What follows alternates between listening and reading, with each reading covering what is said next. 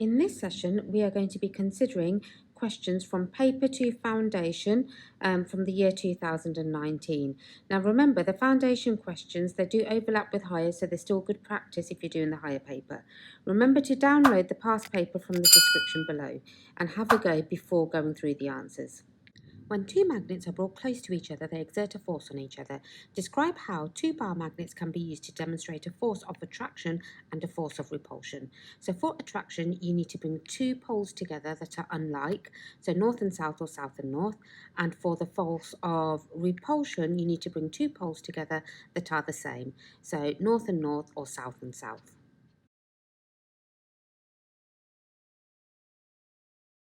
Figure 2 shows some paper clips that are attracted to a permanent magnet.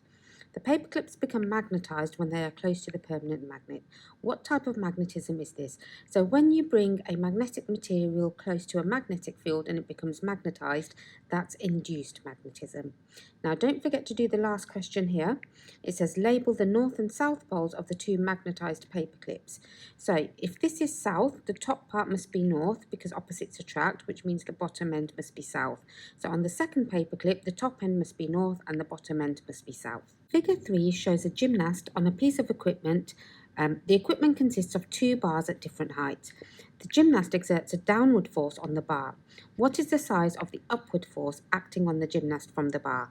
Now, because the person is just hanging, they're not moving downwards or upwards, so the two forces must be the same size. So it is the same size as the downward force. Why is the weight of the gymnast represented by an arrow? So an arrow gives magnitude and direction, and that's because weight is a vector.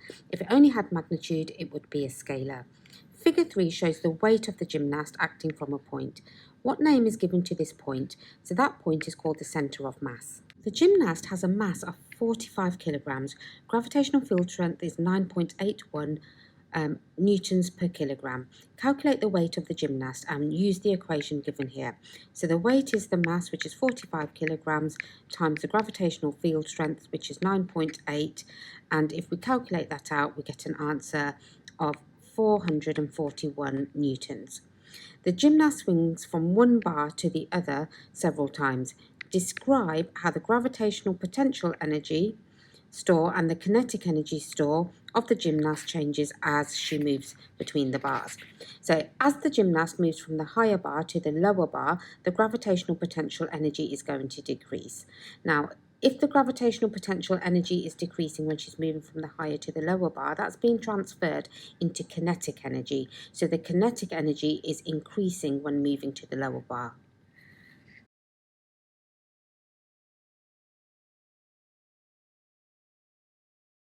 Falling on the crash mat reduces the average deceleration of the gymnast compared when falling on a hard surface. Explain why reducing the deceleration is important to the gymnast. So if we reduce the deceleration, that means there's going to be less force exerted onto the gymnast, so they're less likely to be injured.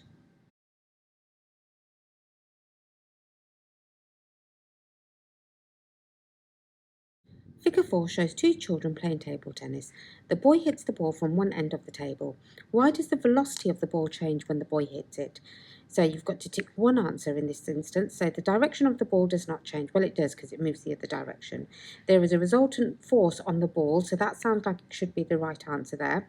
The mass of the ball increases. The mass stays the same. The speed of the ball is constant. Well, it doesn't. It accelerates in the other direction. So that means there is a resultant force on the ball. A ball has an average speed of 11 meters per second. The ball takes 0.25 seconds to travel the same distance as the length of the table. Calculate the length of the table. So that would be the distance. Distance is speed times time. So we know that we've got a speed of 11 meters per second and it took 0.25 seconds. And if you calculate that out, you will work out the speed to be 2.75 meters. A table tennis ball should only be used if it bounces at least 75% of the height it was dropped from. So a manufacturer tested a table tennis ball. The height of the ball was dropped from 30 centimetres and it bounces 25.1 centimetres. And we've got to determine whether the ball can be used. So let's work out the percentage that it bounced. So it bounced 25.1 out of the 30 centimetres it was dropped from, and we times it by 100 to turn it into a percentage. And if we calculate that out, that gives us an answer of the bounce was 84 of the original height it was dropped for. Therefore, it can be used. Figure 5 shows two table tennis balls. The balls have different sizes but have the same mass. Both balls were dropped onto the table from the same height.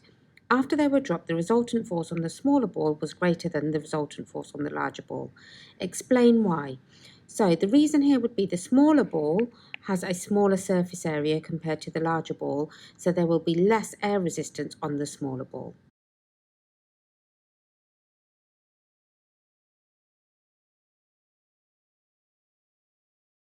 The thinking distance of a car depends on the reaction time of the driver. Figure 6 shows how thinking distance varies with reaction time. The reaction time of a car driver can double if the driver is distracted. Explain the effect of doubling the reaction time has on the thinking distance. So, because the graph is directly proportional, if you double the reaction time, the thinking distance will also double.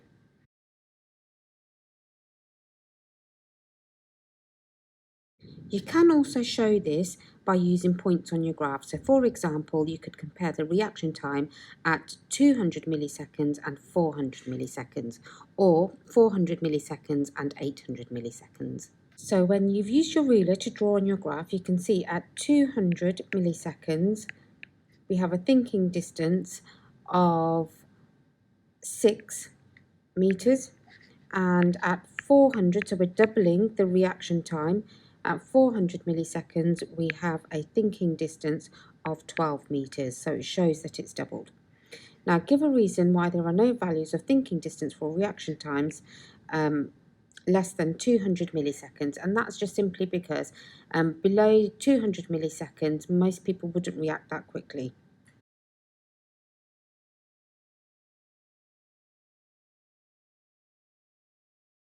Driver measured her reaction time using an online test. She did the test 5 times and we have the results in Table 2.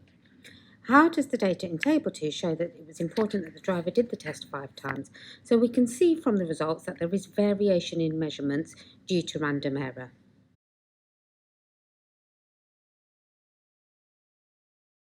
Calculate the mean reaction time of the driver. So we can see that there aren't any anomalous results in our 5 results that we've got. So we're going to add those 5 results together and divide by 5.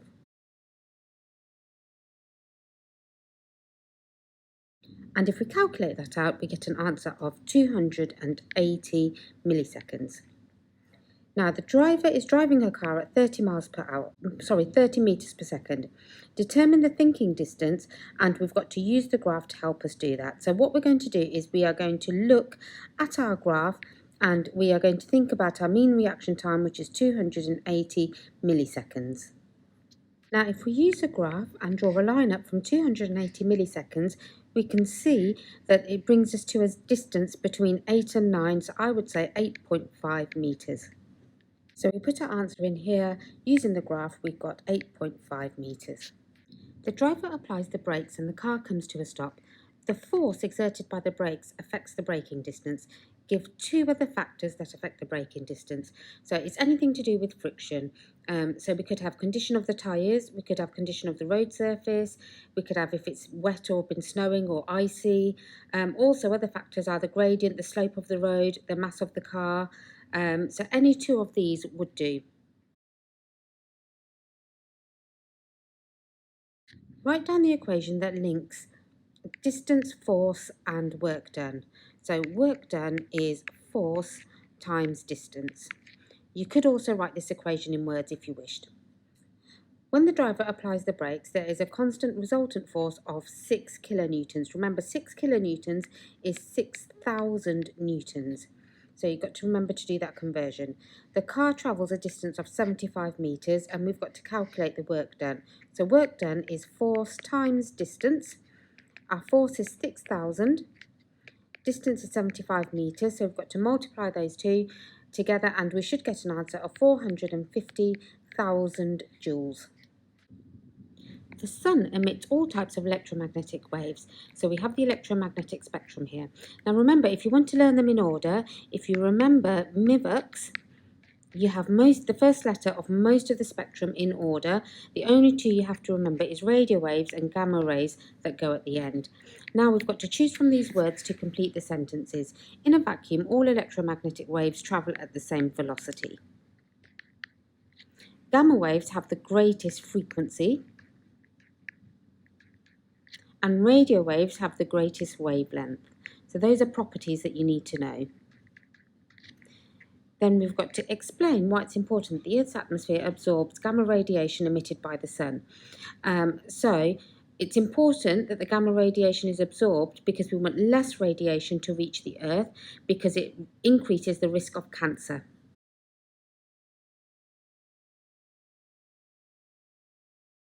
Some microwaves are not absorbed by the Earth's atmosphere. Why is this useful? This is useful because they can then be used in communications through satellites.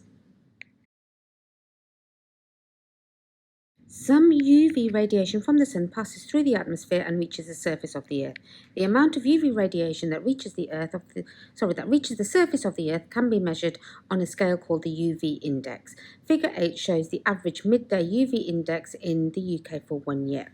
So we have our different months and we have the UV index. Suggest why exposure to UV radiation is harmful to humans. So UV radiation can cause things like skin cancer, it can cause premature aging, sunburn, skin damage, it can affect your eyes. So any of those things would be suitable, but you cannot just put cancer, it has to be skin cancer. Compare the risk of UV radiation at different times of the year in the UK, and we've got to use data from figure 8. So if we look at the data, we can see that July has the most amount of UV index because it has a UV index of 9. We can compare it to a few other months. So if we compared it to March, March has 3.8. And if we compare it to November, November has 1.2 UV index. Figure 9 shows a runner using a smartwatch and a mobile phone to monitor her run. Figure 10 is a velocity time graph for part of the runner's warm-up. Determine the total time for which the velocity of the runner was increasing. So an upward gradient is going to be an increase in velocity. So we've got from 0 to 4 seconds here. So that's 4 seconds altogether there. And then we've got from 7 seconds to 10 seconds there. So that's 3 seconds there. So we've got 4 plus 3 seconds, which is a total of 7 seconds. So that was 4 seconds plus 3 seconds equals 7 seconds. Now we've got to determine the deceleration of the runner. So the deceleration is the downward slope of the graph. And if we look here, the deceleration is still worked out by change in velocity divided by time taken. If we work out the change in velocity, we've gone from 0 meters per second to the initial velocity, which was 2 meters per second. And the time that it's taken us, we've gone from 14 seconds to 24, which is 10 seconds. So the deceleration is 0.2 meters per second squared. Smartwatch and mobile phone are connected to each other by a system called Bluetooth. Bluetooth is wireless and uses electromagnetic waves for communication. Suggest why the phone and watch being connected by a wireless system is an advantage. So don't overthink this, it's just purely for the reason that the wires do not get tangled up. Now we've got to write the equation that links frequency, wave speed, and wavelength. So wave speed is frequency times wavelength. You could also write that in words. The electromagnetic spectrum has a frequency of 2,400 million hertz.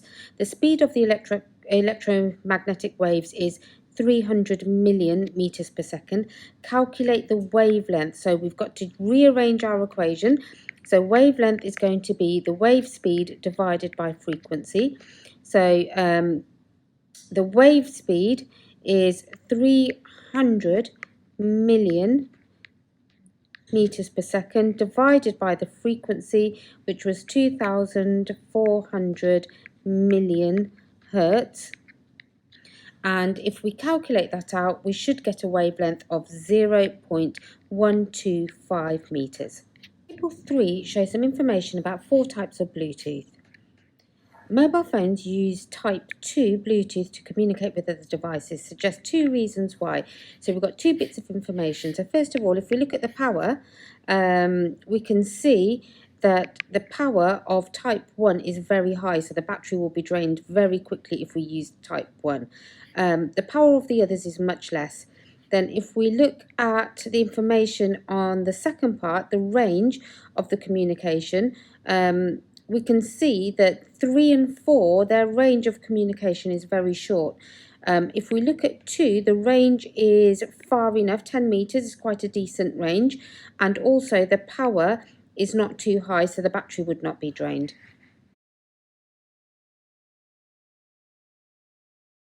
Figure 11 shows the equipment a teacher used to determine the speed of a water wave. The equipment includes a ripple tank, a wooden bar that creates ripples, and a light source which causes shadow of the ripples on a screen. And we've got a diagram of the equipment here. Describe how the equipment in figure 11 can be used to measure the wavelength, frequency and speed of a water wave. Okay, so to do this, first of all, we would work out the frequency because you could count how many waves passed a fixed point in a fixed time. For example, 30 seconds. You divide the number of waves that went past, so however many waves you counted, you divide it by the time taken to get your time period of one wave. And then you can calculate the frequency because frequency is 1 second divided by the time period. Then you can calculate the wavelength because you can freeze a camera picture. You use a ruler to measure the distance between two wavefronts as shown in the diagram. You then, from your picture, count how many wavefronts there is in that distance, and then you divide the distance by how many wavefronts you've counted to get the wavelength. Now, if you've got the frequency and you've got the wavelength, you can determine the wave speed. The teacher put a plastic duck in the ripple tank as shown in figure 12. The plastic duck moves up and down as the waves in the water passed. How does the movement of the plastic duck demonstrate water waves are transverse? And that's because the movement of the duck is perpendicular to the movement of the water. The teacher measured the maximum height and the minimum height of the plastic duck above the screen as the wave passed. The teacher repeated his measurements, and table 4 shows the teacher's measurements. So we can see we've got a maximum height and we've got a minimum height, and we need to calculate the mean amplitude of the water wave. So this is a little bit tricky, and we need to make sure that we understand, we know what we're doing. So if we look at the maximum height, first of all, we have to calculate the mean maximum height. So that's going to be 509 plus 513 plus 511 divided by 3, and that would give us a mean of 511 millimetres. And then we've got to calculate the mean minimum in the same way. So we've got 503 plus 498 plus 499. Again, divide that by 3 and we have an answer of 500. Okay, so the difference between the maximum and the minimum is 11 millimetres. 11 millimetres.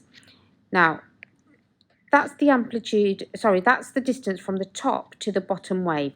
The amplitude is from the middle to the top or from the middle to the bottom.